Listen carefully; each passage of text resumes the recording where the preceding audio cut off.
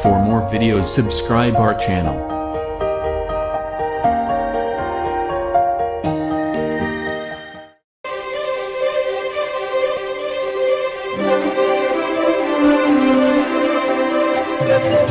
అందరికీ వందనాలు. బైబిల్ పఠనముగా యోబు గ్రంథము 2వ అధ్యాయము 10వ వచనము. అందుకతడు, మూర్ఖురాలు మాట్లాడినట్టు నువ్వు మాట్లాడుచున్నావు. మనము దేవుని వలన మేలు అనుభవించుదామా, కీడును మనము అనుభవించుకోతగదా? నేను ఈ సంగతులలో ఏ విషయముందును యోబు నోటి మాటతో నేను పాపం చేయలేదు. ప్రార్థన చేసుకొని దేవుని వాక్యాన్ని ధ్యానించుకుందాం. ఈ సమయంలో చదవబడిన వాక్యాన్ని ధ్యానించబోతున్న మనము జాగ్రత్త కలిగి దేవుని మాటల వైపు మనసు నుంచున్నట్లుగా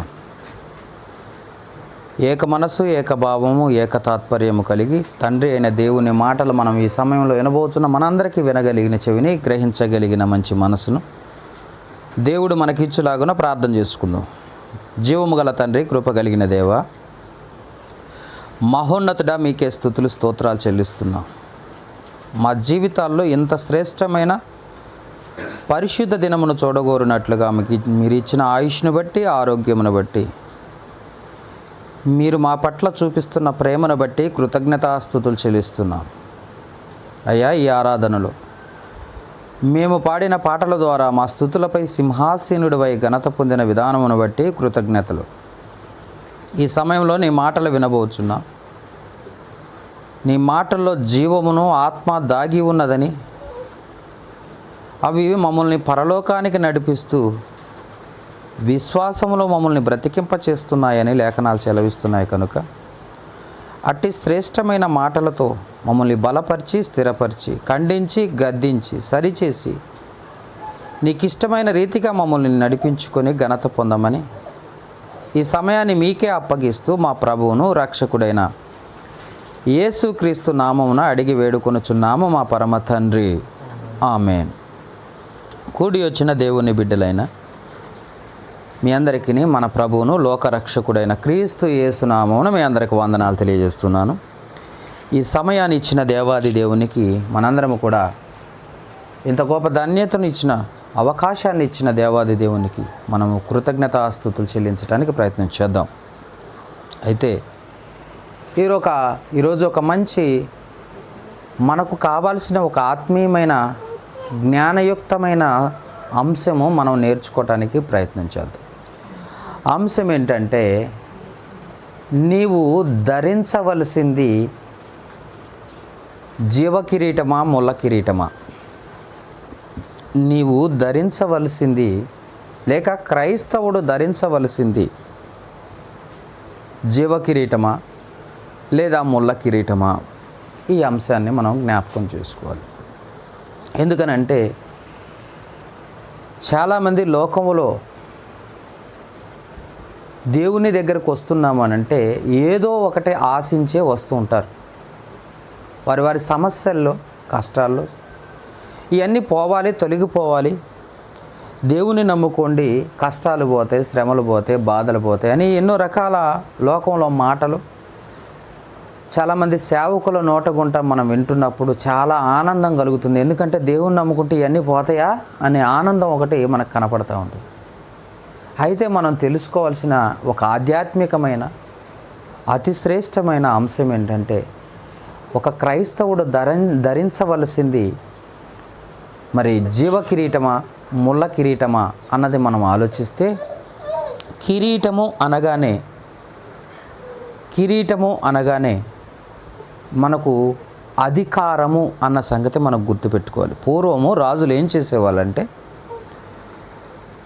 తన తదనంతరము తన కుమారునికి వారసత్వమునిస్తూ, అధికారాన్ని అప్పగిస్తూ, ఆ కుమారుణ్ణి సింహాసనం మీద కూర్చోబెట్టి, ఆ రాజకుమారుణ్ణి సింహాసనం మీద కూర్చోబెట్టి అతన్ని అభిషేకించే విధంగా చేసి, అతన్ని కూర్చోబెట్టి, అతని తల మీద కిరీటం పెట్టి అధికారాన్ని అప్పగించేవారు పూర్వమందు రాజులు. అయితే కిరీటము అనగానే అది అధికారము అన్న సంగతి మనకు అర్థం కావాలి. లేదా చాలామంది కొన్ని చోట్ల చూసినప్పుడు అర్హత ఉన్నవారికి ఆ కిరీటాన్ని కొంతమంది రాజులు ఏం చేసేవారంటే తమ కుమారులో కుమార్తెలో లేని పక్షములో ఆ రాజ్యానికి నమ్మకస్తులైన వారికి మరి ఆ కిరీటాన్ని బహుకరించే వారిగా కూడా మనం చూసేవాళ్ళం. అయితే కిరీటం అనగానే మనకు అర్థమయ్యేది ఏంటంటే అధికారం. ఇంకొక విషయాన్ని మీకు గుర్తు చేయాలి. ఇప్పుడు మిస్ ఇండియా అని, మిస్ వరల్డ్ అని కొన్ని పోటీలు జరుగుతూ ఉంటాయి. ఈ పోటీలు జరిగినప్పుడు ఇక్కడ కూడా ఒక కిరీటం ఆ స్త్రీ పైన లేక ఆ అందగత్తె పైన తల మీద పెడుతూ ఉంటారు, మనం చూస్తూ ఉంటాం ఆ టీవీల్లోనూ అక్కడిక్కడ. అంటే కిరీటము పెట్టేటప్పుడు కూడా కిరీటానికి మరొక గుర్తు లేదా మరొక మాట ఏంటంటే కిరీటానికి అధికారమే కాకుండా బహుమానము అన్న పదం కూడా మనకి అర్థవంతంగా మనకు కనపడుతూ ఉంటుంది. కిరీటం అంటే ఒకటి అధికారాన్ని సూచిస్తుంది, కిరీటం అంటే రెండోది అది బహుమానంగా కూడా మనకు కనపడుతున్న విషయాన్ని మనకు చూస్తుంది. అయితే క్రీస్తుని ధరించుకున్న లేదా క్రీస్తుని కలిగి ఉన్న మనకు జీవ కిరీటము అవసరమా ముందుగా, లేక ముళ్ళ కిరీటమా? ఏది బైబిల్ ఏం చెబుతుంది, ఏది ధరించుకోవాలని ముందుగా దేవుడు ఏదేని సూచిస్తున్నాడో మనం పరిశుద్ధ గ్రంథాన్ని ఒకసారి పరిశీలించినప్పుడు ప్రకటన గ్రంథము 2వ అధ్యాయము 10వ వచనంలో ఆ మాట మనం చూడగలం. ముళ్ళ కిరీటం గురించి మనకు యేసు ప్రభువు ధరించాడన్న సంగతి మనకు తెలుసు. అయితే జీవ కిరీటం గురించి మనం ఒకసారి ఆలోచిస్తే ప్రకటన గ్రంథములో 2వ అధ్యాయము 10వ వచనాన్ని ఒకసారి జాగ్రత్తగా చూద్దాం. ప్రకటన గ్రంథము 2వ అధ్యాయం 10వ వచనం, ఇదిగో మీరు శోధింపబడినట్లు అపవాది మీలో కొందరిని వేయింపబోచున్నాడు. ఇక్కడ ఏంటంటే క్రైస్తవులకి చెబుతున్న విషయం ఇది, జాగ్రత్తగా వింటే క్రైస్తవులకి చెబుతున్న విషయం ఏంటంటే మీరు శోధింపబడతారు.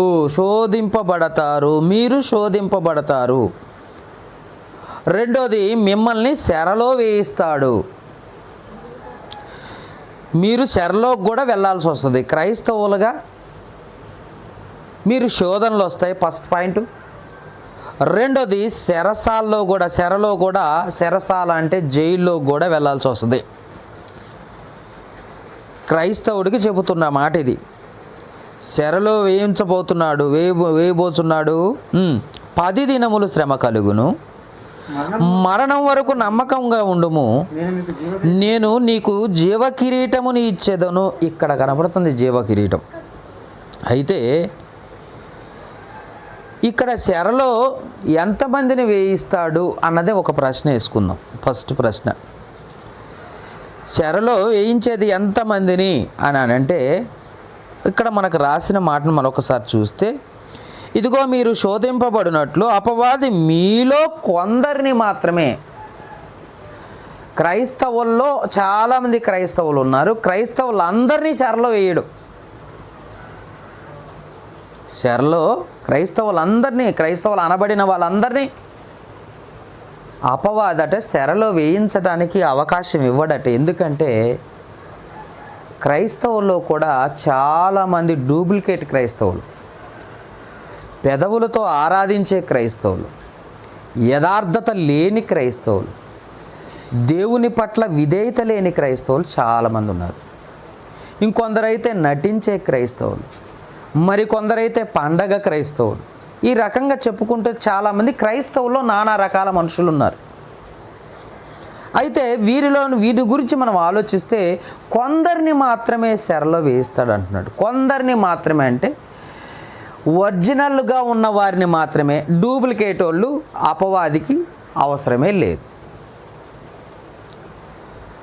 అంటే నిజమైన వారిని, యథార్థవంతులను మాత్రమే అపవాది శోధిస్తాడు.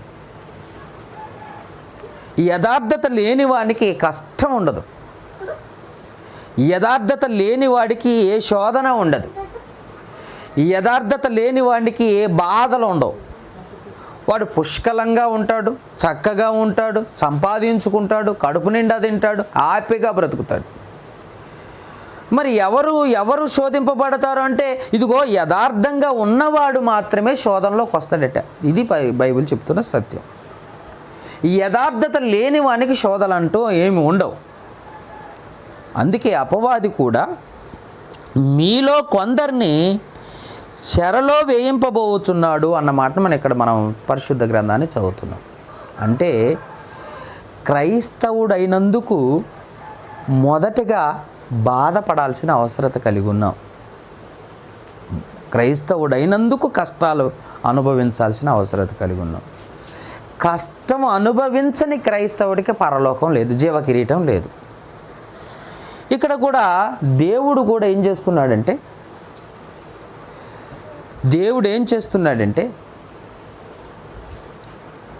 అందరినీ కూడా అపవాదికి అప్పగించటం లేదు. ఆయన యథార్థవంతుల్ని మాత్రమే అపవాదికి అప్పగిస్తున్నాడట. యథార్థవంతుల్ని వారిని పరీక్షించు, పర్మిషన్ ఇస్తున్నాడట. ఒక విధంగా చెప్పాలంటే పర్మిషన్ ఇస్తున్నాడు. ఎవరు ఇస్తున్నారు అంటే అపవాది ఇస్తున్నాడు. ఎవరికి ఇస్తున్నాడు? సాతానికి. అపవాదికి దేవుడు, తండ్రి అయిన దేవుడు అపవాదికి అప్పగించేస్తున్నాడు. అవసరమైతే ఇతనికి యథార్థత ఉందో లేదో ఒకసారి పరీక్షించుకో. ఇదిగో ఈ క్రైస్తవ కుటుంబానికి యథార్థత ఉందో లేదో అవసరమైతే పరీక్షించుకో అంటే అప్పుడు అపవాది తన చేతుల్లోకి ఆ క్రైస్తవుల్ని తీసుకొని ఏం చేస్తుందంటే శరలో వేయిస్తాడట, శోధనలోకి నెట్టేస్తాడట, బాధలు అనుభవించే విధంగా చేస్తాడట.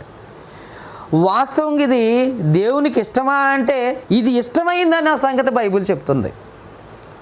కానీ ఈరోజు క్రైస్తవులకు ఏమనిపిస్తుందంటే బాధలు పెట్టడం ఏంటంటే దేవుడు, కష్టాలు పెట్టడం ఏంటంటే దేవుడు, అసలు కష్టాలు పోవాలనేగా దేవుని దగ్గరకు వచ్చేది. కష్టం పోవాలనే మనం దేవుని దగ్గరకు వస్తున్నాం, ఆ శ్రమలు పోవాలనే దేవుని దగ్గరకు వస్తున్నాం. మరి అలాంటిది శ్రమలు వస్తుండగా దేవుని దగ్గరకు వస్తే పోతాయని మేము వస్తూ ఉంటే దేవుడే శ్రమల్లోకి నెట్టించడం ఏంటన్నది చాలామందికి బైబిల్ అర్థం కాని పరిస్థితికి వచ్చేసారు. దేవుడికి పుటము వేసిన బంగారం అవసరం, కానీ యథార్థత లేని క్రైస్తవులు అవసరం లేదు. కాల్చబడి కొట్టబడి అది శ్రేష్టంగా ఉన్న బంగారం ఆయనకు కావాలంటున్నాడు. మనం కూడా అట్ట పుటము వేయబడిన వారిగా ఉండాలన్నదే దేవుడు కోరుకుంటున్నాడు. అందుకే లేఖనాలు ఏమంటున్నాయంటే కొందరిని చెరసాల్లో వేయిస్తాడు అనగానే జైల్లో కూడా వెళ్ళిన వాళ్ళు ఉన్నారు. పరిశుద్ధ గ్రంథంలో క్రైస్తవులుగా క్రీస్తుని ధరించుకున్న వారిగా జైలుకి వెళ్ళాల్సి వస్తుందా? వెళ్ళాల్సి వస్తుంది. ప్రాణాలు పోగొట్టుకోవాల్సి వస్తుందా? పోగొట్టుకోవాల్సి వస్తుంది. దెబ్బలు తినాల్సి వస్తుందా? తినాల్సి వస్తుంది. ఇవన్నీ తినాలి, తింటేనే క్రైస్తవుడు, లేకపోతే క్రైస్తవుడు. అవును, మరి బైబిల్లో ఇవన్నీ లేవండి, మేము అనుభవించం, మాకు వద్దండి, మాకు కష్టాలే వద్దు, మాకు శ్రమలే వద్దు, ఇలాంటి బాధలు వస్తే ఎందుకండి అని అంటే ఇలా పడ్డవారు బైబిల్లో ఉన్నారని చెప్తుంది. ఒక పౌలు గారిని చూస్తే చెరసాల్లో వేశారు, దెబ్బలు తిన్నాడు. ఎందుకోసము? క్రైస్తవుడైనందుకే. పేతురు గారు చెరసాల్లో వేయబడ్డారు. అవునా? పౌలు శీలను బొండాలతో బంధించారు. యోహాను గారిని పద్మాస్ ద్వీపంలోనట చెరలో వేయించారట. అంటే క్రైస్తవులుగా అవసరమైతే చాలామంది అంటారు మా ఇంట వంట లేదంటే పోలీస్ స్టేషన్ గడప తొక్కటం అంట. చెయ్యని తప్పుని నీ మీద వేసి అపవాది అవసరమైతే నిన్ను స్టేషన్కి నడిపిస్తుంది, ప్రాణం కూడా బాగొట్టిద్ది. అందుకే చెప్తున్నాడు, చూడండి ఒకసారి ఆ మాట చదవండి. ప్రకటన గ్రంథం 2వ అధ్యాయం 10వ వచనంలో మీరు శోధింపబడినట్లు అపవాది మీలో కొందరిని చెరలో వేయింపబోతున్నాడు, జైల్లోకి వెళ్ళిపోతారు, శ్రమలు అనుభవించాలి, మరణం వరకు నమ్మకముగా ఉండు. అంటే చచ్చిపోవటానికి కూడా సిద్ధంగా ఉండాలట. నీకు జీవ కిరీటం కావాలా? ఎప్పుడు వస్తుంది జీవ కిరీటం అంటే భూమి మీద ఉండగా కాదు. జీవ కిరీటం ఎప్పుడు వస్తుంది అంటే భూమి మీద బ్రతుకుతున్నప్పుడు జీవ కిరీటం కాదు ఇది. చనిపోయిన తర్వాత దేవుడు ఇచ్చేది జీవ కిరీటం. చనిపోయిన తర్వాత దేవుడు ఇవ్వాలనుకుంటున్నది జీవ కిరీటం. ఆ జీవ కిరీటం కావాలి అని అనుకుంటే ఇదిగో ఈ లోకంలో నువ్వు ముళ్ళ కిరీటం పెట్టుకుంటేనే నీకు జీవ కిరీటం దక్కుద్ది అంటున్నాడు. అందుకే అపవాదికి అధికారం కూడా ఇచ్చేసినట్లుగా మనం చూడగలం. ఈ లోకంలో అపవాదికి అధికారం ఎప్పటి వరకు అంటే మరణం వరకు కష్టాలు వస్తూనే ఉంటాయి, పోతూనే ఉంటాయి. మరణం వరకు రోగాలు వస్తూనే ఉంటాయి, పోతూనే ఉంటాయి. అవసరమైతే ఆ రోగం నీతోనే ఉంటుంది, నువ్వు సహించాలి. జీవ కిరీటం కావాలనుకుంటున్నావా, ఇదిగో ఈ ముళ్ళ కిరీటం నువ్వు పెట్టుకొని ఉండాలి. లేదు ప్రభువా నాకు వెంటనే ఇది స్వస్థపరచు, ఇది తీసేయి, ఈ శ్రమ తీసేయి అంటే ఆ జీవ కిరీటాన్ని నువ్వు బాగొట్టుకుంటావు. ఆ జీవ కిరీటం అనుకున్నావా, అయితే ఇక్కడ నువ్వు ముళ్ళ కిరీటం మాత్రమే పెట్టుకోవాల్సిన అవసరత కలిగి ఉన్నావు అంటున్నాడు. అందుకే జీవము అనగానే దేవుడు చనిపోయిన తర్వాత ఇచ్చేది జీవ కిరీటం, జీవం. ఆ బహుమానం, కిరీటం అంటే బహుమానం, జీవం అనేది ఆ బహుమానం. కిరీటం అంటే బహుమానము. ఆ జీవము గల బహుమానాన్ని ఎప్పుడు ఇస్తాడంటే మరణం తర్వాత, శ్రమలన్నీ అనుభవించి మరణం తర్వాత, మరణాన్ని జయించి అవతలకి వెళ్ళిపోయిన తర్వాత, అంటే చనిపోయిన తర్వాత పరలోకంలో ఇచ్చేది. అంటే నిత్య జీవము కలిగిన జీవితం దేవుడు మనకి ఇచ్చేది. కిరీటం అంటే నెత్తిమే పెట్టడం. పరలోకం కాడ గేటు కాడకు నుంచొని కుర్చీ వేసుకొని కూర్చొని వచ్చిన వాళ్ళు నువ్వు వచ్చినట్టే, అబ్బా నువ్వు గెలిచావమ్మా, ఇదిగో కిరీటం, ఇదిగో నువ్వు గెలిచావమ్మా, ఇంకొక కిరీటం, ఇంకా నువ్వు బాగా గెలిచావు, ఇదిగో నీకొక కిరీటం, ఇదిగో గెలిచావు గనుక ఇదిగో నీకొక కిరీటం అని వచ్చిన వాళ్ళకి వచ్చినట్టే కిరీటాలు పెట్టడం కాదు దేవుడు అంటున్న మాట. జీవాన్నే నీకు కిరీటం అనగానే బహుమానంగా నీకు ఇవ్వటం. అంటే ఎప్పుడు జీవించే జీవితాన్ని నీకు ఇస్తున్నాడు బహుమానంగా, అదే జీవ కిరీటం. ఎప్పుడు నువ్వు జీవించే జీవితం, పరలోకములో ఉండే జీవితం, అది నీకు బహుమానంగా శ్రమల్లో ఆ శ్రమల కిరీటాన్ని ధరించుకొని, ముళ్ళ కిరీటాన్ని ధరించుకొని ఈ లోకాన్ని జయించి ఎన్ని శ్రమలో, ఎన్ని బాధలో, ఎన్నో కష్టాలు, ఎంతో రోగముతో నడవలేని స్థితిలో అన్ని ఇబ్బందులు పడి తినటానికి తిండి లేని పరిస్థితులు ఎవరి కోసం అంటే దేవుని కోసమే. ఇవన్నీ శ్రమలన్నీ ఒక కిరీటముగా, ముళ్ళ కిరీటం ధరించుకొని లోకాన్ని జయించి వెళితే అక్కడ ఒక బహుమానం ఉంది. బహుమానం అంటేనే కిరీటం. ఆ బహుమానమే జీవము గలది. అంటే ఈ భూమి మీద మనకు జీవం లేదా ఏంటండి, భలేగున్నారు అంటారు చాలామంది.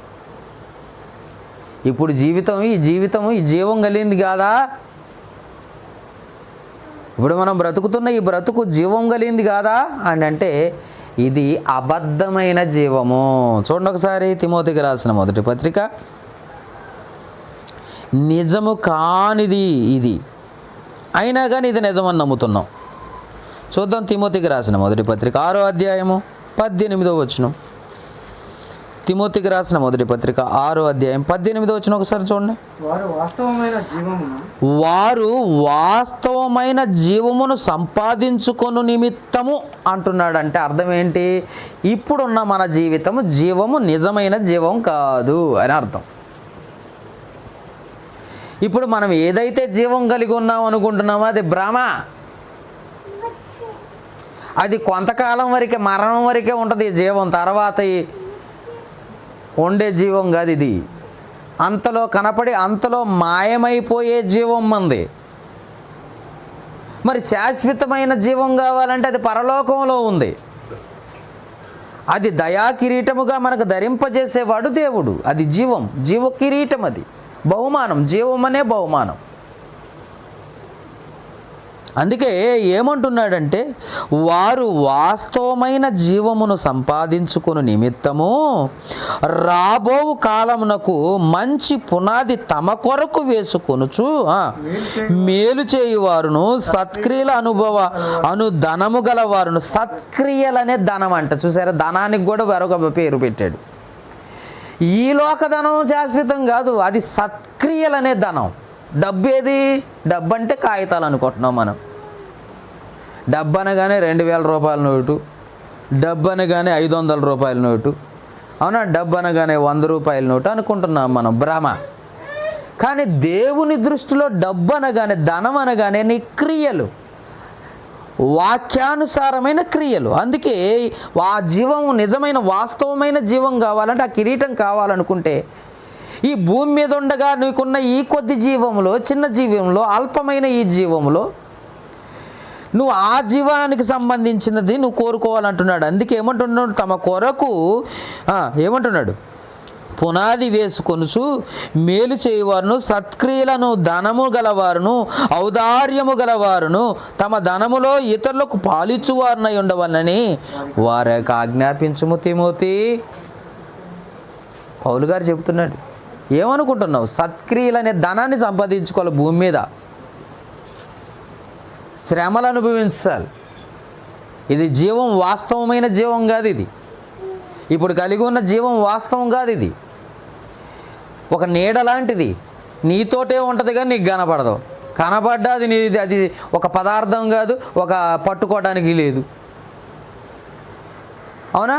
నీటి బుడగ వంటిది, అది కనపడతా ఉంటుంది, ఎప్పుడు పగిలిపోద్దో తెలియదు. అది నిజమైనది కాదు, అది శాశ్వతమైనది కాదు, ఎప్పుడు ఉంటుందో ఎప్పుడు పోతుందో తెలియని జీవం ఇది. కానీ ఈ జీవాన్ని దేవుడు ఎందుకు ఇచ్చాడంటే, నీకు శాశ్వతమైన జీవితంలోకి నిన్ను నడిపించటం కోసం. ఇదిగో నీకు ఇక్కడ కొద్ది కాలం నువ్వు శ్రమలు అనుభవించు, ఇదిగో ముళ్ళ కిరీటాన్ని ధరించుకో. ఈ కిరీటాన్ని నువ్వు ధరించుకొని జయించగలిగితే అసలైంది నీకు దొరుకుతుంది. నీకు ట్రైనింగ్ ఇస్తున్నాడు, ఇక్కడ భూమి మీద నీకు ట్రైనింగ్ ఇస్తున్నాడు. ఇగో ఇక్కడ నువ్వు కాస్త కష్టపడితే, అక్కడ 10 దినాలు అన్నాడు ఏంటండి అని అంటాడు. అవును, కొంతకాలం, జీవితకాలంలో మరణం వరకు. అది 10 దినాలంటే 10 దినాలు 10 రోజులు కాదు. చాలామంది పాస్టర్లు అలాగే చెబుతున్నారు. మరణం వరకు కష్టపడితే అప్పుడు నీకు జీవం దొరుకుతుంది. వాస్తవమైనది జీవం, నిత్య జీవం. అవునండి, మాకే కష్టం లేదు కదండి, కష్టాలంటే ఏంటండి, ఎలా వస్తాయని ప్రశ్నించే క్రైస్తవులను కూడా చూసాం మేము. కష్టాలంటే ఎందుకు వస్తాయంటే, మనము సంపాదించినది ప్రతిదీ మన కొరకు కాక దేవుని కొరకు ఖర్చు పెట్టినప్పుడు, మన అవసరాలు ఏవైతే తీరకోకుండా ఇబ్బంది పడతామో అప్పుడు స్టార్ట్ అయ్యేట కష్టాలు. నీకు ఈరోజు తినటానికి సారేపతి విధవరాలు గురించి ఒకసారి ఉదాహరణ తీసుకుంటే, దైవజనుడు నీకున్నది కొద్ది పిండి, కొద్ది నూనె కనుక ఇది ఈరోజు మేము తిని రేపటికి మరణిద్దాం అనుకుంటున్నాం అనగానే దైవజనుడు వచ్చేసి ఆ రొట్టె నాకు కావాలన్నాడట. వెంటనే నేను చనిపోయినా పర్వాలేదు కానీ దైవజనుడు అడిగాడు కాబట్టి ఇచ్చేద్దాం అనుకున్నట. అంటే ఆమె కోరుకున్నది ఏంటి? చావు. దేవునికి ఇచ్చి చావు కోరుకున్నది. ఒకవేళ చచ్చిపోయినా దేవుని దగ్గర బ్రతుకుతాం కదా అనుకున్నది. కానీ ఈరోజు ఏం చేస్తున్నారంటే, లోకాన్ని సంపాదించుకుంటున్నారు, దేవుణ్ణి విడిచిపెడుతున్నారు. ఇది అందుకే శ్రమలు అనిపించట్లే. ఆనాటి కాలంలో క్రైస్తవులు, ఆదిమ క్రైస్తవులకు శ్రమలు అనుభవించడానికి కారణం ఏంటంటే, వాళ్ళకున్నది యావదాస్తి కూడా దేవునికి ఇవ్వటం జరిగింది. వాళ్ళకంటూ ఏమీ లేదేక, దేవుడు తప్ప ఇంకా దిక్కు లేదు వాళ్ళకి. అందుకే వారు శ్రమలు అనుభవించారు, కష్టాలు అనుభవించారు. ఈరోజు క్రైస్తవులు అనబడినా, సేవకులు అనబడ్డ వారు ఏమవుతున్నారంటే, ఈ లోకంలో మనం బ్రతికి మన పిల్లల తరానికి కూడా బ్రతికించే అంత ఆస్తి సంపాదించుకొని అప్పుడు మిగిలితే ఇద్దాం అనుకుంటున్నారు. అది శ్రమలు కాదు. అది ఈ లోకాన్ని సంపాదించుకోవటం శ్రమ కాదు. అది నీకు శ్రమలు రావాలంటే నీకంటూ ఈ లోకంలో ఏదైతే ఉందో అది దేవునికి ఇవ్వటము. ఆ ఇచ్చినప్పుడు నీకు వచ్చిన కష్టం ఏదైతే ఉందో అది శ్రమ. నువ్వు ఇవ్వకుండా శ్రమలు ఎట్టొస్తాయి నీకు? నువ్వేమి దానం ఏం చేసావు దేవునికి శ్రమలు రావడానికి? సంపాదిస్తున్నావు, తింటున్నావు, హాయిగా ఉంటున్నావు, మళ్ళీ శ్రమలు పడుతున్నావా? నీకంటూ ఏమీ లేదు. అందుకే సమస్తమును ఏమంటున్నారు పేతురు గారు, ఒకసారి అది చూద్దాం. మత్తయి సువార్తకి వెళ్ళి అక్కడ నుండి అటు మార్కుకి వెళ్దాం. మత్తయి సువార్త 19వ అధ్యాయం. మత్తయి సువార్త 19వ అధ్యాయానికి వెళ్దాం. ఒకసారి బైబిల్ ఉన్న వారు అందరూ తీయండి. మత్తయి సువార్త 19వ అధ్యాయం 27వ వచనం చూడండి ఒకసారి. పేతురు గారు ఏమంటున్నారు? మత్తయి సువార్త 19వ అధ్యాయం 27వ వచనం. పేతురు, ఇదిగో మేము సమస్తమును విడిచిపెట్టి నిన్ను వెంబడించుతాము గనుక మాకేమి దొరికినని ఆయన్ని అడగగా అంటున్నాడు. ఈ లోకంలో ఉన్నదంతా సంపాదించుకోవటానికి, తినటానికి, త్రాగటానికి, హాయిగా సుఖంగా ఉండటానికే కోరుకుంటున్నారు ఈరోజు కూడా క్రైస్తవులు ఏం కోరుకుంటున్నారంటే చక్కగా మా పిల్లలు మేము మంచిగా అంత మంచిగా ఉండాలా, సుఖంగా ఉండాలనే దేవుడి దగ్గరకు వస్తున్నాం. సుఖంగా ఉండాలంటే నీకు కావాల్సినవన్నీ నువ్వు కొనుక్కోవడం కాదు ఇక్కడ. జీవం కావాలంటే కావాల్సినవన్నీ కొనుక్కోవడం కాదు ఇక్కడ. నీకున్నవన్నీ దేవునికి ఇచ్చి దేవుని కొరకు నువ్వు బ్రతుకుతూ ఉంటే నీకు వచ్చిన శ్రమలను బట్టి నీకు ఆ శ్రమల్లో జీవ కిరీటం. నీకేమీ లేదు. నీకున్నదంతా సమస్తము దేవునికి ఇచ్చేసావు. నీకు ఇప్పుడు జబ్బు వచ్చింది, కష్టం వచ్చింది, రోగం వచ్చింది, తగ్గలేదు, అయినా ఆ బాధతోటే దేవుని నామయం పరుస్తున్నావు. అది శ్రమ అంటే. సుఖంగా ఉండి శ్రమ పడుతున్నామంటే పేతురు గారు అంటున్నారు, యేసు ప్రభు వారితోటే అంటున్నారు. ఏమంటే మాకంతా విడిచిపెట్టేస్తే, మాకంటూ ఏమీ లేకుండా మొత్తాన్ని విడిచిపెట్టి నేను వెంబడిస్తున్నా, మాకేం దక్కిందయ్యా అంటే చెబుతున్న మాటను చూడండి ఒకసారి. 28వ వచనం. యేసు వారితో ఎట్లా నేను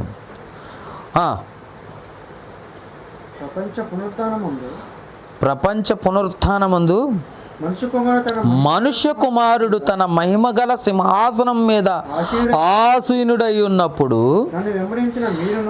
నా కోసం సమస్తాన్ని విడిచిపెట్టి కష్టాలు అనుభవించిన మీకు మీ 12 మంది సింహాసనం మీద ఆసీనులై ఇశ్రాయేలు 12 గోత్రంలో తీర్పు తీర్చుదురు.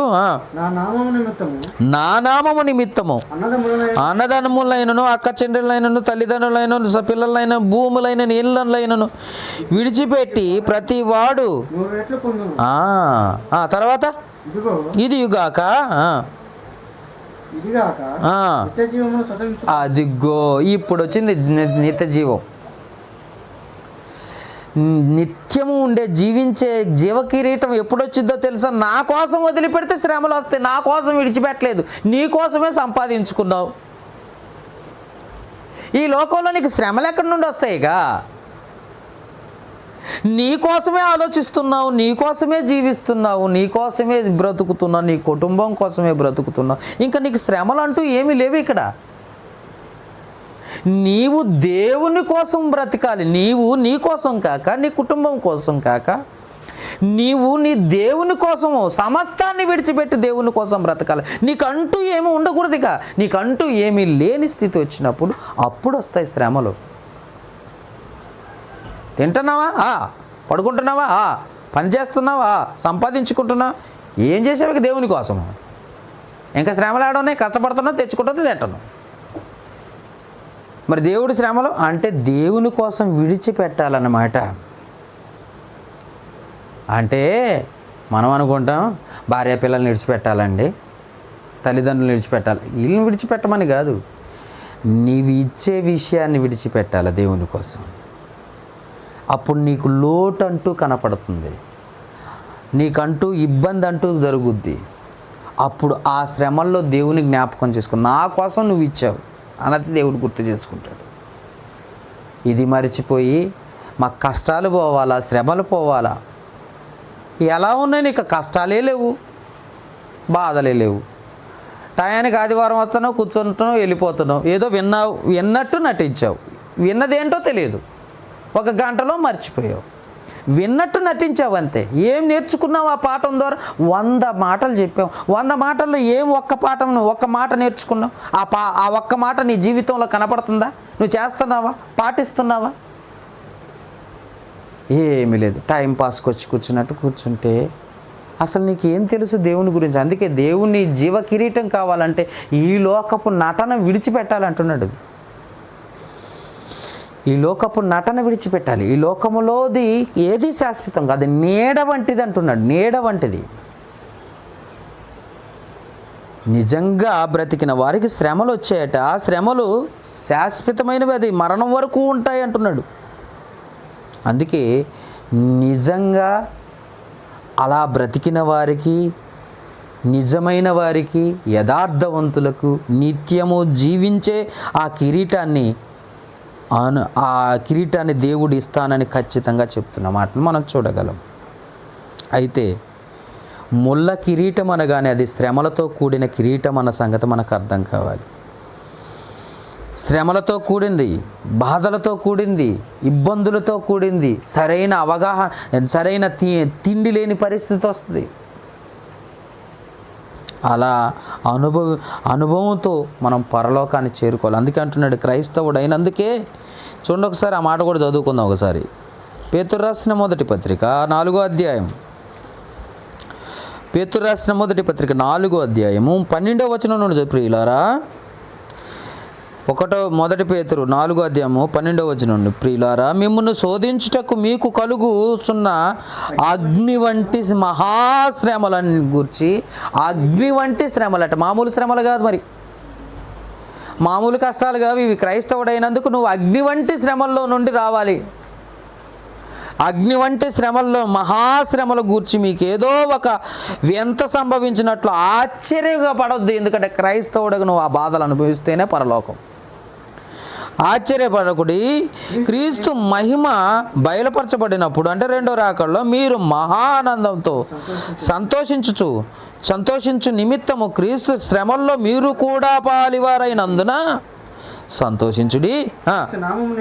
క్రీస్తు నామము నిమిత్తము మీరు నిందల పాలైన ఎడల మహిమా స్వరూపి అయిన ఆత్మ అనగా దేవుని ఆత్మ మీ మీద నిలుచుచున్నాడు గనుక మీరు ధన్యులు. మీరు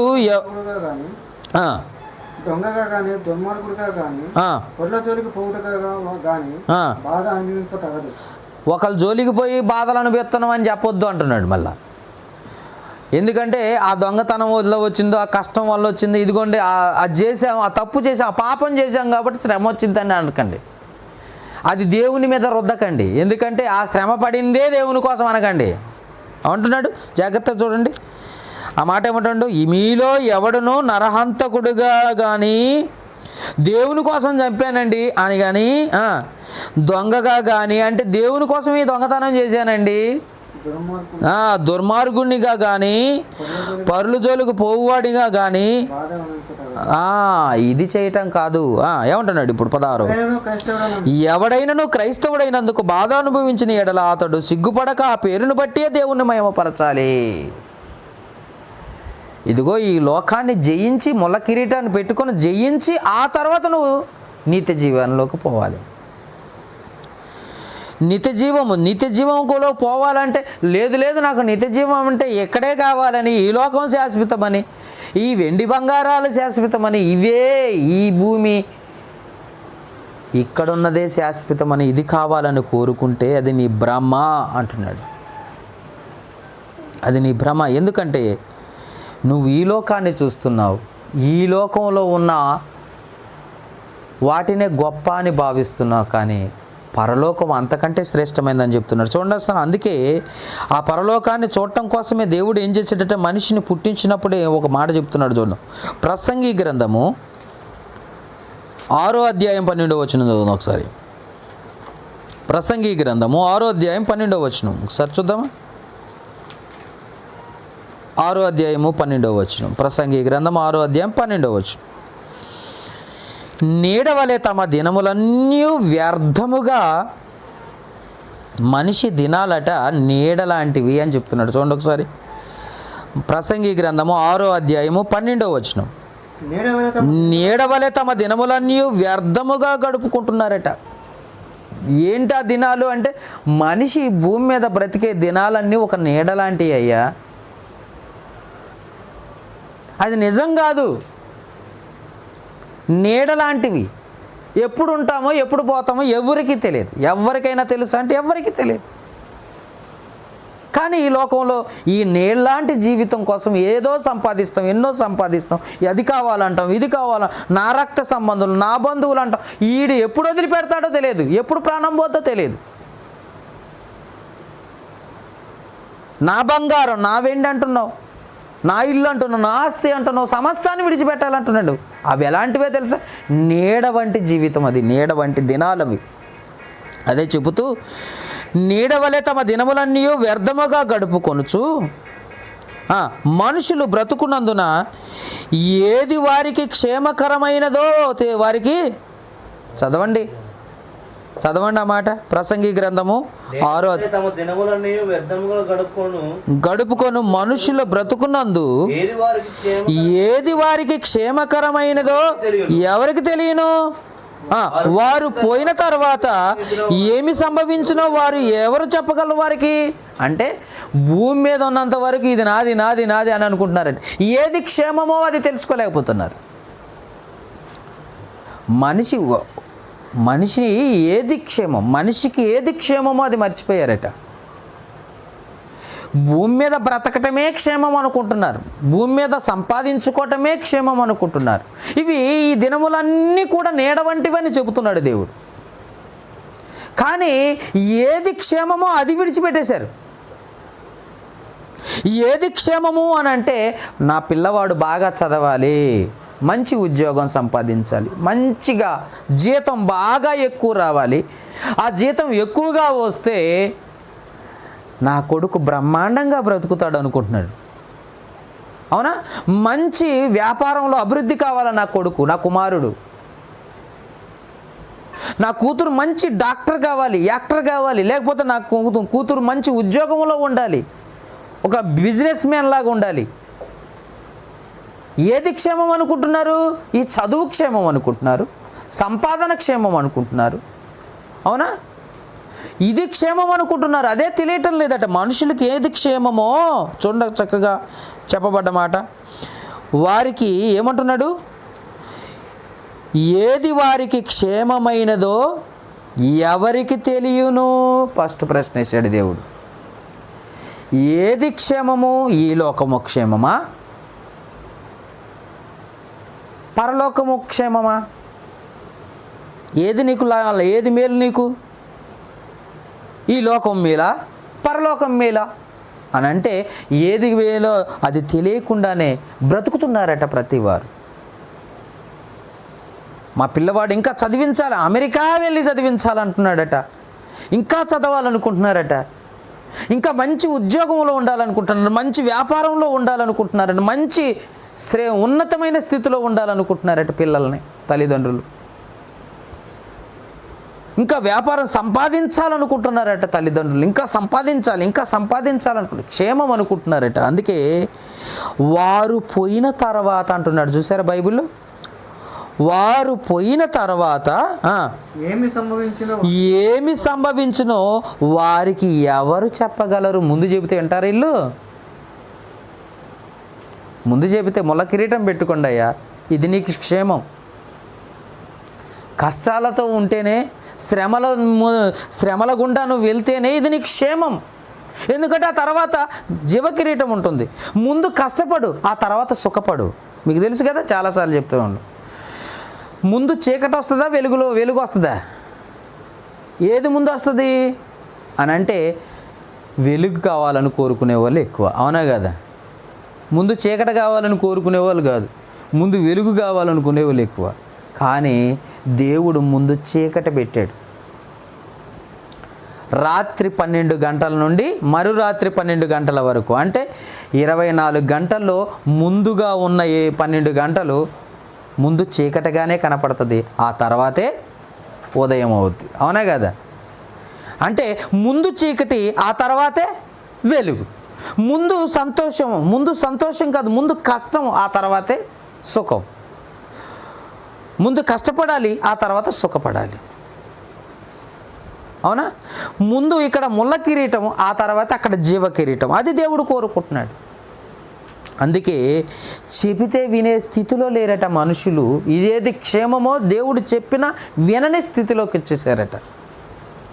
ఒక దేవుని దగ్గరకు రావాలన్నా నీకు క్షేమమే కావాలి. ఈ లోకంలో సమస్యల నుండి విడుదలే కావాలనుకుంటున్నావు, కానీ ఇదే నీకు క్షేమం అంటున్నాడు. ఇదే నీకు క్షేమం. ఎందుకంటే ఈ ముళ్ళ కిరీటము ధరించుకొని శ్రమలు అనుభవిస్తేనే ఆ తర్వాత జీవ కిరీటం. ఏమంటున్నాడు చూద్దాం ఆ మాట. ఒకసారి ఈ మాట కూడా చూద్దాం. ప్రసంగి గ్రంథము 7వ అధ్యాయము 14వ వచనం చూడండి. దేవుడు ముందుగా మనిషిని సృష్టించినప్పుడే ఏం చేశాడో ఒక చోట ఇక్కడ రాయబడిన మాట చదువుదాం. 7వ అధ్యాయము ప్రసంగి గ్రంథము 14వ వచనం, సుఖదినమునందు సుఖముగా ఉండుము. ఎందుకు ఈ మాట అన్నాడు? సుఖదినమందు సుఖంగా ఉండుము అని. సుఖపడుతున్నావని నువ్వు సంతోషపడబాకు, జాగ్రత్త అన్నాడు. ఎందుకు వేండో? నేను సంపాదించుకొని హాయిగా బ్రతుకుతుంటే నువ్వు కష్టపడాలా, ఏడవాలా, దుఃఖపడాలా అంటే ఎవడంటాడు? నువ్వు బాగా సంపాదించు, నీ సంపాదన పరలోకానికి నడిపించదు, నీ సంపాదన పరలోకానికి నడిపించదు నాయనా అని ఎవరైనా చెబితే వింటారా? నా కష్టార్జితం నేను సంపాదించుకొని నేను సుఖంగా ఉంటే నీకేంటి అని అంటారు. అందుకే దేవుడు కూడా సుఖదినమందు సుఖంగా ఉండు నాయన, ఆపద్దినమందు యోచించు. ఎప్పుడో మనిషి ఆలోచించేది ఎప్పుడో తెలుసా? ఎప్పుడట మనిషి ఎప్పుడు ఆలోచిస్తాడు? ఆపద వచ్చినప్పుడు ఆలోచిస్తాడు, శ్రమలు వచ్చినప్పుడు ఆలోచిస్తాడు. ఏమని ఆలోచిస్తాడు? దేవుడా నన్ను ఎందుకు పుట్టించావయ్యా, నాకేంటయ్యా ఈ శ్రమలు, నాకెందుకయ్యా ఈ బాధలు, నాకు ఎందుకు ఈ రోగం పెట్టించావయ్యా, నాకెందుకయ్యా అంత కష్టం. ఎప్పుడు ఆలోచిస్తాడట మనిషి? ఆలోచించేది ఎప్పుడు? సుఖంగా ఉన్నప్పుడు ఇవన్నీ గుర్తురావు. సుఖంగా ఉన్నప్పుడు ఇవన్నీ గుర్తురావు. శ్రమలు ఇలా అనుభవించి ముందుకెళ్ళాలనేది గుర్తురావు. ఆపద్దినం ఎప్పుడైతే వస్తుందో, బాధ కలిగినప్పుడు దేవుడు గుర్తొస్తాడట మనిషికి. ఎప్పుడైనా అంతే. బాధ కలిగినప్పుడు దేవుడు నన్ను ఎందుకు కలగజేశాడు, నా లోపం ఏంటి, నా బలహీనత ఏంటి, నేను చేసిన తప్పు ఏంటి అన్న ఆలోచిస్తాడట మనిషి. సుఖంగా ఉన్నప్పుడు హ్యాపీగా తింటాడు, హాయిగా ఉంటాడు. అప్పుడు ఆలోచించు నాయన అంటే ఎవ్వడు కూడా ఆలోచించడు. అందుకే లేఖనాలు ఏమంటున్నాయి చూడండి ఒకసారి. ఆపద్దినమందు, ప్రసంగి గ్రంథం 7వ అధ్యాయం 14వ వచనం, ఆపద్దినమందు యోచించుము, తాము చనిపోయిన తర్వాత జరుగు దానిని నరులు తెలుసుకొనకుండునట్లు దేవుడు సుఖ దుఃఖములను జతపరిచి ఉన్నాడు అన్న మాటను చూస్తున్నాం. అంటే మనిషిని సృష్టించేటప్పుడే సుఖంగా ఉండమని దేవుడు సృజించలేదట. ఒకరోజు సుఖం ఉండాలి, రెండో రోజు దుఃఖం ఉండాలి. ఒకరోజు సుఖం ఉండాలి, మరొక రోజు దుఃఖం ఉండాలి. ఒకరోజు సుఖం ఉండాలి, మరొక రోజు దుఃఖం ఉండాలి. ఈ రెండు ఉంటేనే మనిషి సక్రమంగా క్రమంగా నడుస్తాడని దేవుడు ముందుగా ఎరిగి మనిషి జీవితంలో సుఖమును దుఃఖాన్ని జత చేశాడట. ఎప్పుడు దుఃఖమే ఉంటే నన్ను ఎందుకు పుట్టించావు ప్రభు అని వాడు ఏదో ఒకటి వేసుకొని చచ్చిపోతాడు. ఎప్పుడు దుఃఖమే, రోజు దుఃఖమే ఉందనుకో, ఎందుకు ప్రభు నన్ను ఎందుకు బతికించొచ్చి, ఈ చావే మంచిది అని అనుకుంటాడు. అందుకే ఒకరోజు దుఃఖాన్ని పెట్టాడు, మరొక రోజు సుఖాన్ని పెట్టాడు. అందుకే ఈ రెండిటిని మన జీవితంలో పెట్టి, ఇగో ఈ కష్టాలు, ఈ దుఃఖము తర్వాత సుఖం, దుఃఖము సుఖం, దుఃఖము సుఖం. ఎందుకనంటే చచ్చిపోయిన తర్వాత ఒకటి సుఖం ఉంది, మరొకటి దుఃఖం ఉందని గుర్తు చేయటానికి. ఒకటి సుఖం అనేది పరలోకంలో ఉంది, దుఃఖం అనేది నరకంలో ఉంది. ఈ రెండు చచ్చిపోయిన తర్వాత ఉన్నాయి, బ్రతికుండగా నీ జీవితంలో ఉన్నాయి. ఇవి నువ్వు యోచించాలి, ఆలోచించాలి. ఇక్కడ ఆలోచించకుండా డైరెక్ట్గా చచ్చిపోయిన తర్వాత చూద్దాంలే అనుకున్నావు అనుకో, అక్కడ రెండు ఉన్నాయి. అక్కడ కూడా సుఖం ఉంది, దుఃఖం ఉంది. దుఃఖం ఎక్కడుంది? నరకంలో ఉంది. సుఖం ఎక్కడుంది? పరలోకంలో ఉంది. అక్కడికి వెళ్ళి అక్కడ ఆలోచించే బదులు ఇదిగో భూమి మీద ఆలోచించు. మనిషి ఇప్పుడు ఆలోచిస్తాడట, భూమి మీద ఆపద వచ్చినప్పుడు ఆలోచిస్తాడట. ఎందుకనంటే మనం నేర్చుకునేది ఆపదలోనేనట. చెప్దాం ఆ మాట ఒకసారి చూద్దాం. యోబు గ్రంథము 33వ అధ్యాయం. మనిషి ఎప్పుడు దేవుడి గురించి ఆలోచిస్తాడు, ఎప్పుడు పాఠం నేర్చుకుంటాడు, దేవుడు కూడా ఎప్పుడు పాఠం నేర్పిస్తాడో చూపిస్తున్నాడు. యోబు గ్రంథం 33వ అధ్యాయము 19వ వచనం జాగ్రత్తగా చదువుదాం. యోబు గ్రంథము 33వ అధ్యాయము 19వ వచనం జాగ్రత్తగా చూడండి. జాగ్రత్తగా చూడండి. వ్యాధి చేత మంచం ఎక్కుట వలనను ఒకని ఎముకలలో ఎడతెగని నొప్పులు కలుగుట వలనను వాడు శిక్షణమును నొందును. ఈడెప్పుడు శిక్షణము అంటే నేర్పించేది ఎప్పుడో తెలుసు దేవుడి గురించి. దేవుడు కూడా మనిషికి ఎప్పుడు నేర్పిస్తానంటున్నాడు? సుఖంగా ఉంటే వాడు నేర్చుకోడు, నిన్ను మంచం ఎక్కించిన తర్వాత నేర్పిస్తానంటున్నాడు. శిక్ష కాదండి, శిక్షణము అంటే డ్రైవరు శిక్షణములో ఉన్నాడు అని బోర్డు పెట్టుకున్నాడు, కారు నడుపుకుంటూ వస్తా అంటాడు. అర్థం ఏంటి? వాడు డ్రైవింగ్ నేర్చుకుంటున్నాడని అర్థం. డ్రైవరు శిక్షణములో ఉన్నాడు అని రాసి ఉంటుంది బోర్డు, మనం చూస్తూ ఉంటాం చాలాసార్లు. అంటే డ్రైవర్ ఏం చేస్తున్నాడు అంటే ట్రైనింగ్ చేస్తున్నాడు, నేర్చుకుంటున్నాడు. శిక్ష అంటే అది కఠినమైనది, మనకు తెలుసు అది. కానీ దేవుడు ఎప్పుడు నేర్పిస్తున్నాడు అని అంటే వ్యాధి చేత, చక్కగా ఉంది చూడండి, వ్యాధి చేత మంచం ఎక్కుట వలన. నువ్వు మంచం ఎక్కిస్తాడో అప్పుడు నేర్పిస్తాడట పాఠం. రోగం ఎప్పుడు వచ్చిందో అప్పుడు నువ్వు పాఠం నేర్చుకోవడానికి రోగాన్ని పెట్టాడట దేవుడు. మనకెందుకు వచ్చింది ప్రభువా తీసేయి అంటాము మనం. ఈ రోగాన్ని ఎందుకు కలగజేసావు తండ్రి? తీసేయి, స్వస్థపరుచు. వాళ్ళు కూడా ఉన్నారు డెనామినేషన్ పాస్టర్లు. యేసునామమున నేను స్వస్థపరుస్తున్నానండి. ఊరు బాబోయ్, అసలు ఆ రోగాన్ని కలగజేసిందే దేవుడు. పాఠాన్ని నేర్పించాలనుకుంటున్నాడు, నీకు ట్రైనింగ్ ఇవ్వడానికి, నేర్పించడానికి. ఇదిగో ట్రైనింగ్లో కూడా రెండే ఉన్నాయి, ఒకటి సుఖము ఒకటి దుఃఖము ఉంది. అదే నీకు నేర్పించే ట్రైనింగ్. ఇక్కడ నాయన నువ్వు ముళ్ళ కిరీటం పెట్టుకో, ముళ్ళ కిరీటం పెట్టుకుంటే అక్కడ జీవ కిరీటాన్ని పొందుకుంటావు. ఇక్కడ సుఖాన్ని కోరుకున్నావు అనుకో, అక్కడ దుఃఖాన్ని కోరుకుంటావు. అక్కడ దుఃఖం ఏముందో తెలుసా? నరకం ఉంది నాయన. ఎందుకో నీ జీవితంలో 2 పాయింట్లు ఉన్నాయి, 2 ఉన్నాయి. ఒకటి సుఖము ఒకటి దుఃఖం, ఒకటి సుఖము ఒకటి దుఃఖం. అక్కడ కూడా అంతే ఉన్నాయి. కానీ ఇక్కడ ముళ్ళ కిరీటం పెట్టుకోవాలి, అక్కడ జీవ కిరీటం పొందాలి. ఇక్కడ సంతోషం కోరుకున్నావు, సుఖాన్ని కోరుకున్నావు అనుకో, అక్కడ దుఃఖం అనుభవించాలి. అదే చెప్తున్నాడు. వ్యాధి చేత మంచం ఎక్కుట వలన, ఒకని ఎముకల్లో ఎడతెగని నొప్పులు కలుగుట వలన, ఆహా, బాడీకి వచ్చిన రోగాన్ని బట్టి దేవుడు వాడిని శిక్షణలోకి తీసుకెళ్తున్నాడు. రోగాన్ని కలగజేసిన దేవుడా స్వస్థపరుచు అనకో, ఎందుకంటే నీకు నేర్పించటానికే రోగాన్ని కలగజేశాడు, నీకు పాఠం నేర్పించడానికే రోగాన్ని కలగజేశాడు. దేవుని గురించి నువ్వు తెలుసుకోవటానికే రోగాన్ని కలగజేశాడు. మనం కూడా అప్పుడప్పుడు మంచం ఎక్కుతాం, జ్వరం వచ్చు, జబ్బు వచ్చు, లేకపోతే ఇంకొకటి మంచం ఎక్కుతాం. కారణం ఏంటంటే దేవుడు నిన్ను శిక్షణలోకి తీసుకెళ్లాలనుకుంటున్నాడు. ట్రైనింగ్. నన్ను ఈ మంచం మీద ఎందుకు పడేసావు ప్రభు అనకూడదట. నీకు ట్రైనింగ్ అదే. నీకు జీవ కిరీటం కావాలా? ఇదిగో నువ్వు ఉన్న జీవం నీడవలే ఉన్నది, ఇది శాశ్వతం కాదు, అది శాశ్వతం. దాని కావాలనుకుంటే ఇక్కడ నీకు ట్రైనింగ్ అవసరం. ఎందుకు పెట్టావు ప్రభు అనకు, ఇది కావాలి, ఇష్టపడాలి. ఇది ఇష్టపడి దాంట్లో నువ్వు నడుస్తూ ఉండాలి. ఒళ్ళంతా నొప్పులట. ఏమంటున్నాడు? చక్కటి మాట అది. ఒళ్ళంతా నొప్పుల చేత, బాధ చేత, రోగం చేత, మంచం ఎక్కట చేత. దేవుడు మనకు పనిష్మెంట్ అనుకుంటాం కానీ నేర్పించడానికి ట్రైనింగ్. దేవుని విషయంలో జాగ్రత్త పడు.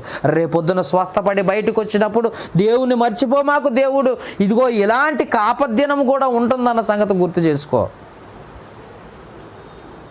దేవుని విషయాన్ని విడిచిపెట్టొద్దు, జాగ్రత్త పడు అని అంటానికి ట్రైనింగ్ ఇస్తున్నాడట.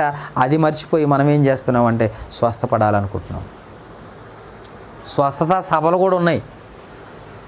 పెద్ద వాళ్ళు ఈరోజు ఈ మధ్య కరోనాను స్వస్థపరిచే సేవకులు కూడా తయారయ్యారు. కారణం ఏంటో తెలుసా?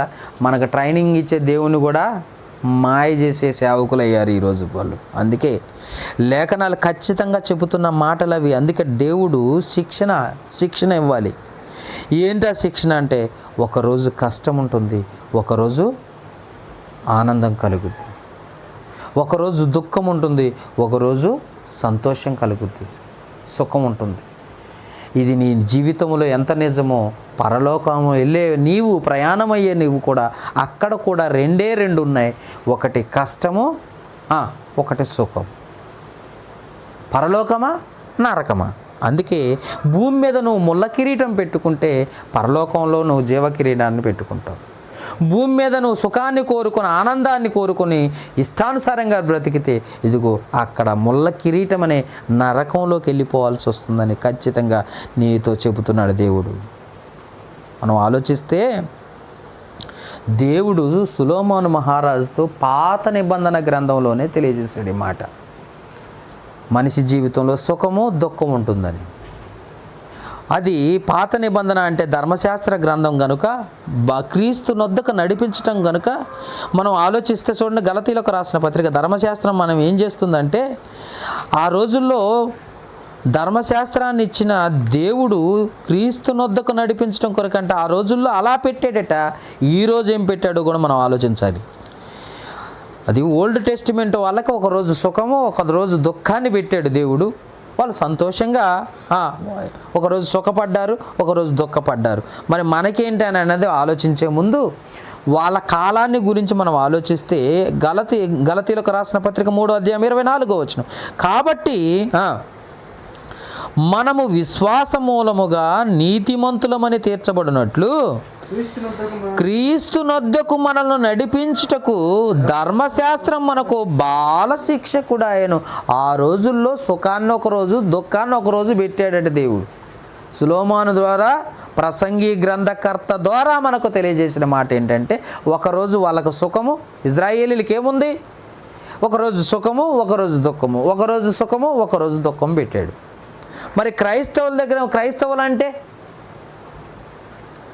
క్రైస్తవులు అంటే మనం ఆలోచించాల్సిన అవసరం ఉంది. క్రైస్తవులు అంటేనే 1వ తరగతి స్టూడెంట్ కాదు, డిగ్రీ స్టూడెంట్ అన్న సంగతి మనం గుర్తుపెట్టుకోవాలి. అందుకే హెబ్రీలకు రాసిన పత్రికలో ఆ మాట చెప్తున్నాడు. చూద్దాం ఒకసారి. హెబ్రీలకు రాసిన పత్రిక 5వ అధ్యాయము 11వ వచనం నుండి చదువుకుందామా. వాళ్ళకి జ్ఞానము లేదు, ఆత్మీయమైన జ్ఞానము లేదు, శరీర సంబంధమైన సున్నతి పొందినవారు కనుక వాళ్ళకు ఒకరోజు సుఖము ఒకరోజు దుఃఖాన్ని వాళ్ళకి ఏర్పాటు చేస్తే, మరి క్రైస్తవులమైన మన గురించి చెబుతూ ఏమంటున్నాడో చూద్దాం. హెబ్రీలకు రాసిన పత్రిక 5వ అధ్యాయము 11వ వచనం నుండి 14వ వచనం వరకు చదివితే మనం ఏమై ఉన్నామో చెప్తున్నాడు. ఇందును గూర్చి మేము చెప్పవలసిన సంగతులు అనేకములు ఉన్నాయి, కానీ మాందులైన వాటిని విశదపరచడం కష్టం. అంటే మీకు అర్థం చేసుకోవటం చాలా కష్టం. కాలమును బట్టి చూస్తే మీరు బోధకులుగా ఉండవలసిన వారై ఉండగా దేవోక్తుల్లో ఒకడు మొదటి మూలపాఠములను ఒకడు మళ్ళా మీకు బోధింపవలసి వచ్చెను. మీరు పాలు త్రాగవలసిన వారే కానీ బలమైన ఆహారం తినగలవారు కారు. మరియు పాలు త్రాగు ప్రతివాడును శిశువే గనుక నీతివాక్యము విషయములో అనుభవం లేనివాడై ఉన్నాడు. ఇప్పుడు చెబుతున్నాడు. అప్పుడంటే ధర్మశాస్త్ర కాలంలోనైతే ఒకరోజు సుఖము ఒకరోజు దుఃఖాన్ని దేవుడు ఇచ్చాడు.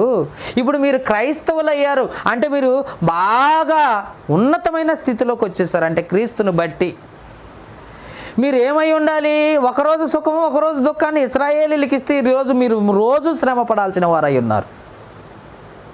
అదే చెప్తున్నాడు చూడండి ఒకసారి.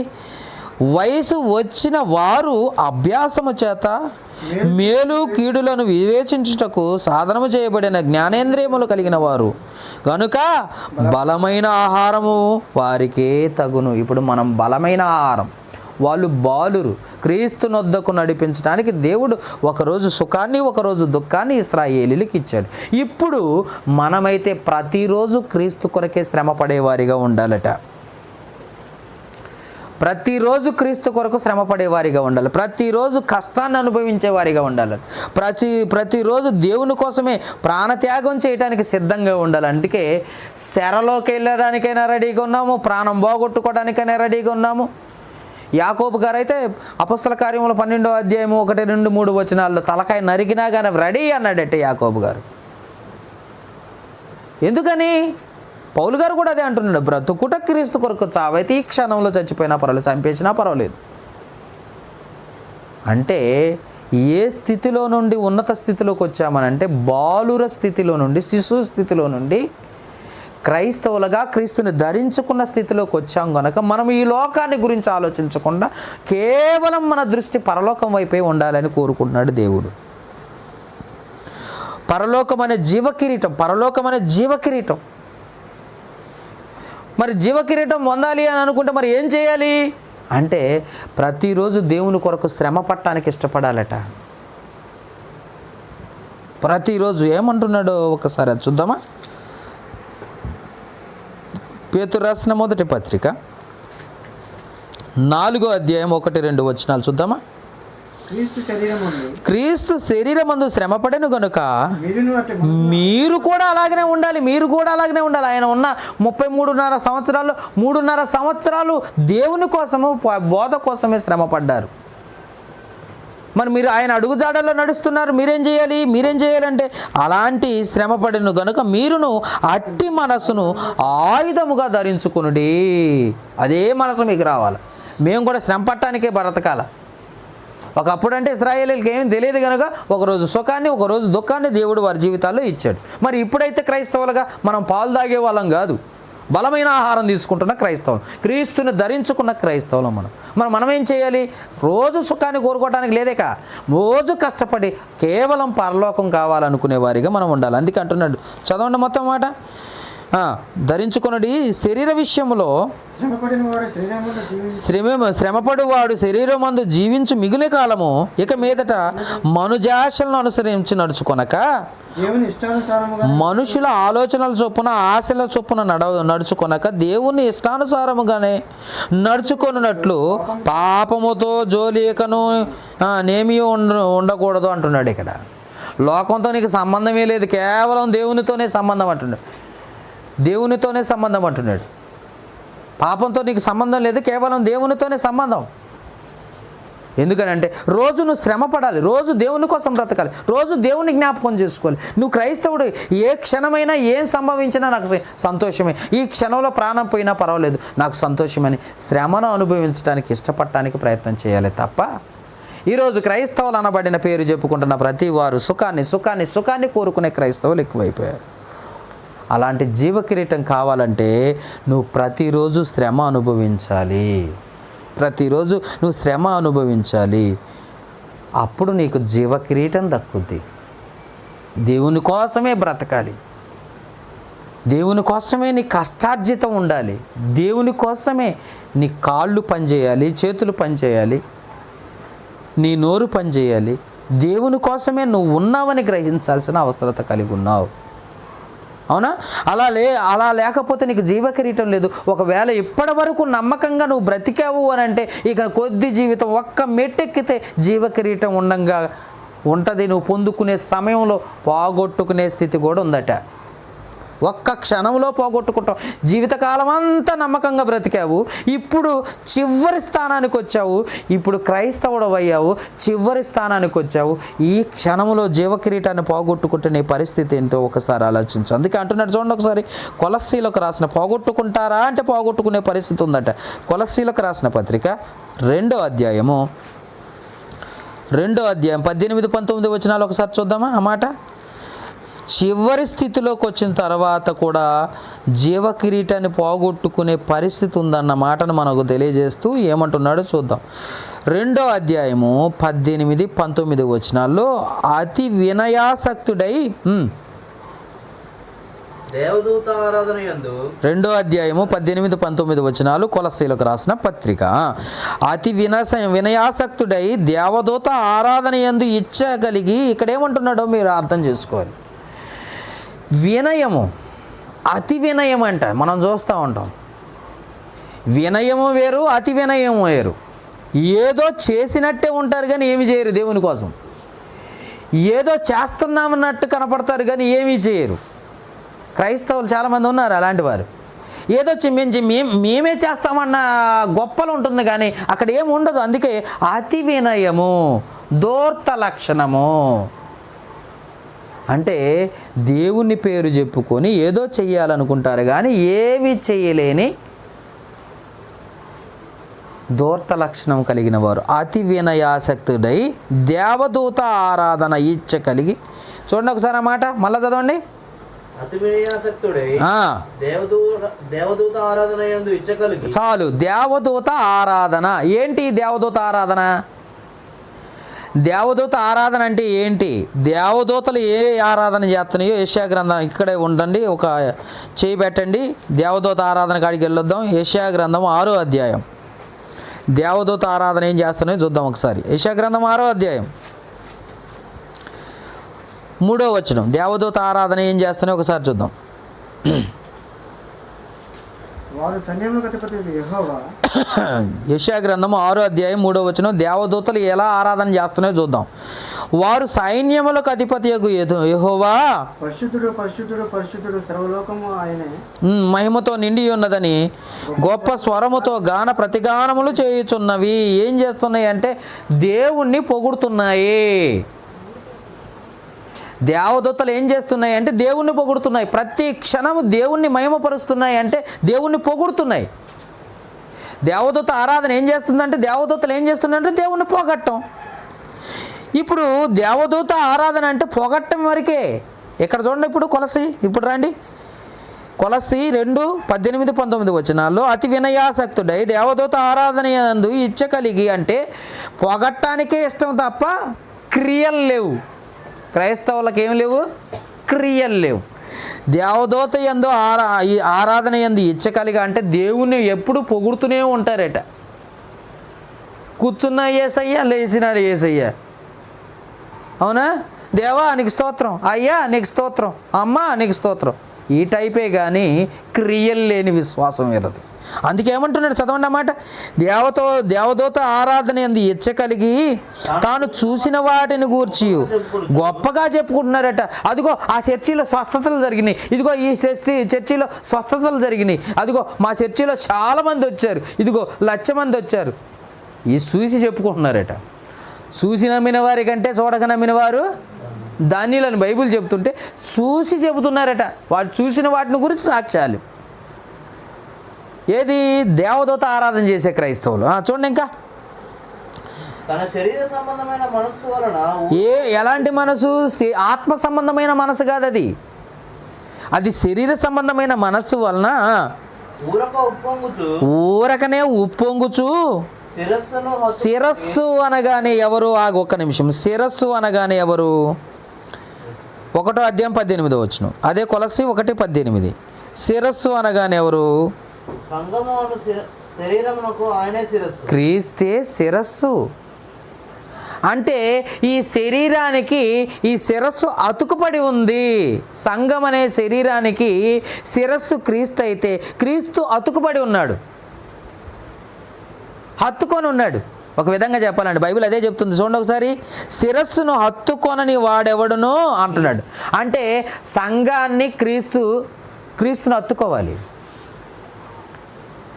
శిరస్సును హత్తుకోవాలి. శరీరం ఎప్పుడు జాయింట్ అయి ఉండాలి, విడిపోయి ఉండకూడదు. అది మీకు డైరెక్ట్గా చెప్పాలంటే శిరస్సుకి ఎప్పుడు శరీరం అతుక్కొని ఉండాలి. వేరైపోయింది అనుకో ఏమయ్యిద్ది? ఊరుకుంటుంది, చచ్చిపోద్ది శరీరం. కారణం ఏంటంటే శిరస్సుకు లేదు. ఆ శిరస్సే మొత్తం నడిపించేది, శరీరాన్ని, కాళ్ళను, సమస్తాన్ని నడిపించేది శిరస్సే. ఆ శిరస్సు క్రీస్తే అయితే, ఆ శరీరం సంఘం అయితే, ఈ సంఘానికి వీడు అతుక్కొని లేడట. ఎవరు? దేవదూత ఆరాధన పొగిడేవాడు. వీడు పొగిడేవాడు దేవుని సన్నిధిలో శిరస్సును అత్తుకునేవాడు కాడు అని అంటే అర్థం ఏంటంటే సంఘానికి బయట ఉన్నవాడు అని అర్థం. చూడండి, ఇప్పుడు చదవండి. శరీర సంబంధమైన మనస్సు వలన ఊరక ఉప్పొంగుచు శిరస్సును అత్తుకొనని వాడెవడును అంటే అత్తుకోడంట. అంటే ఎప్పుడు శరీరంలో ఉండడు, శిరస్సుతో సంబంధం లేదు. వీడు బయట ఉన్నవాడు. మీ బహుమానమును చాలు. బహుమానం అంటేనే కిరీటం, బహుమానం అంటేనే జీవం. ఇదిగో ఉత్తిగానే లోకంలో పొగుడుతూ మహిమపరిచేవాడు ఎవడో కూడా వాడి మాటలను నమ్మొద్దు, వాడిని నమ్మొద్దు. వాడికి లేదు జీవ కిరీటం, వాడి మాటలను నమ్మేవాడికి కూడా జీవ కిరీటం లేదట. బహుమానాన్ని అపహరించటం కోసం ఎప్పటి వరకు నీ నీతిగా బతికితే నిన్ను పొగిడి లోకాల్లోకి నెట్టేవాడు ఉంటాడు. చాలామంది పొగుడుతూ దేవుని మహిమపరిచేవారు ఉంటారు. పొగుడుతల వల్ల స్తుతి స్తుతి స్తుతి స్తుతి అంటే పరలోకం తీసుకుపోడు దేవుడు. జీవ కిరీటం లేదు అటివాడికి. పొగట్టం దేవునికి నచ్చే పరిస్థితి కాదు. ఆల్రెడీ పొగుడుతున్నారు దేవదూతలు, నువ్వు చెయ్యాల్సింది చెయ్యాలి. అలాంటి వాళ్ళు ఏం చేస్తారంటే పొగిడేవాళ్ళు, పొగిడించుకునే వాళ్ళు, దేవుని సన్నిధికి వచ్చి ఓన్లీ పొగట్టానికే వచ్చేవాళ్ళు దేవుని సన్నిధిలో యథార్థంగా ఉండకోకుండా, దేవుడు చెప్పినట్టు చేయకోకుండా, కేవలం పొగిడించుకోవడానికి దేవుడు పొగిడితే ఉప్పొంగుతాడు అనుకునే భ్రమలో ఉన్నవారు సంఘానికి బయట ఉన్నవాళ్ళు. అది చెప్తుంది బైబిల్. సంఘంతో కనెక్షన్ లేదు వాళ్ళకి.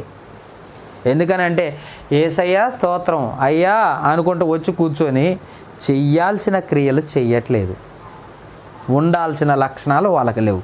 అలాంటి వారు సంఘం వెలుపల ఉన్నారు, హత్తుకోలేదు అంటే సంఘంలో లేరు, శరీరములో లేరు. అలాంటి వారు శిరస్సును హత్తుకోరు కనుక వారు మీ బహుమానాన్ని అపహరించటానికి అవకాశం ఉంది. అది చెప్తున్నాడు. పొగిడించుకోవటానికి కానీ పొగట్టడానికైనా దేవుడి దగ్గర లక్షణాలు దేవుడికి లేవు. ఎందుకనంటే కరెక్ట్గా ఉండాలి. నువ్వు ఎలా ఉండాలో అదే కోరుకుంటున్నాడు. ఏం చెబుతున్నాడు ఆ వాక్యానుసారంగా ఉండాలని కోరుకుంటున్నాడు. ఇంకేమంటున్నాడు చూద్దాం. ప్రకటన గ్రంథము 3వ అధ్యాయం 11వ వచనం చూడండి.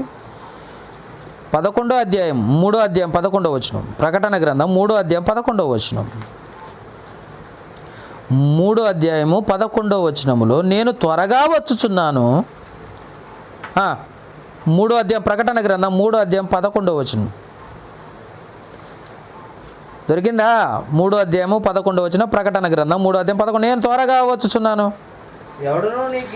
ఎవడును నీ కిరీటమును అపహరింపకుండా నట్లు జాగ్రత్త, గట్టిగా పట్టుకో, పోగొట్టుకుంటున్నావు జాగ్రత్త అంటున్నాడు. అంటే పోగొట్టుకునే అవకాశం కూడా ఉందంట. నువ్వు ఇప్పటి వరకు నిజాయితీగా యథార్థంగా దేవునిలో బ్రతికావు. ఈ కొద్ది నిమిషాలు, కొద్దిసేపు, కొద్ది టైం ఇచ్చిన ఆయుష్ వరకు బ్రతుకు. అప్పుడు నీకు జీవకిరీటం ఉంటుంది. ఎవడో పొగిడాడన్న సంఘాన్ని విడిచిపెట్టిపోయి ఇంకో సంఘంలోకి వెళ్ళిపోతా.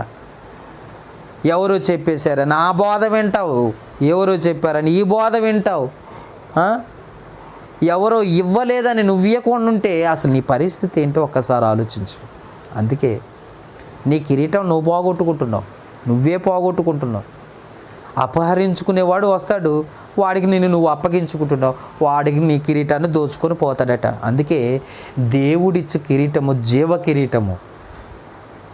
ముండ్ల కిరీటం ఇక్కడ ధరించుకోవాలి. అవసరమైతే ఈ లోకాన్ని విడిచిపెట్టి బ్రతకటం కోసం, పరలోకం కోసం బ్రతకటం కోసం పరిగెత్తాలి తప్ప ఈ లోకం కోసం మనం ప్రయత్నం చేయకూడదు. ఒకవేళ చేసారా పోగొట్టుకునే స్థితి కూడా చెప్తున్నాడు దేవుడు. పోగొట్టుకునే స్థితి కూడా చెప్పాడు. ఉదాహరణకు మీకు ఎగ్జాంపుల్ చెప్పాలంటే లోతు భార్య వెనుదిరిగి చూడకుండా ఉంటే జీవాన్ని దక్కించుకునేది, ప్రాణాన్ని దక్కించుకునేది. కానీ వెనుదిరిగి చూడటం వలన ప్రాణం పోగొట్టుకుంది. ఈరోజు కూడా మనము కూడా ఇంతవరకు బ్రతికాం, ఇక నుండి యథార్థంగా బ్రతకటానికి ప్రయత్నం చేయాలి, ఖచ్చితంగా బ్రతకటానికి ప్రయత్నం చేయాలి. శ్రమలు వస్తాయి, బాధలు వస్తాయి. ఎప్పుడు వస్తాయి? దేవునికి నీ సమస్తమును దేవునికి ఇచ్చినప్పుడు, నీకంటూ ఏమీ లేనప్పుడు, ఈ లోకాల్లో నువ్వు జీవించేటప్పుడు నీకు శ్రమలు వస్తాయి. నీవు అన్నీ సంపాదించుకొని శ్రమలు పడుతున్నావంటే ఎట్లా? మేము బాధలు పడుతున్నామండి అంటే ఏడున్నాయి నీకు బాధలు? ఈరోజు మాకు భోజనం లేదండి, ఏం చేసావు? దేవునికి ఇచ్చావా భోజనం లేకపోవటానికి? అందుకే దేవునికి ఇచ్చే విషయంలో నువ్వు పర్ఫెక్ట్గా ఉండి, అప్పుడు నీకు శ్రమలు వస్తాయి, బాధలు వస్తాయి, వాటిని అన్ని జయించి నువ్వు పోతే జీవ కిరీటం. అదే ముళ్ళ కిరీటాన్ని ఇక్కడ ధరించుకుంటేనే అక్కడ పరలోకం, జీవ కిరీటం. అందుకే మనుషుల వైపు చూడొద్దు. అందుకే ఏమంటున్నాడు? హెబ్రీలకు రాసిన పత్రిక 12వ అధ్యాయం 1-2 వచనాలు.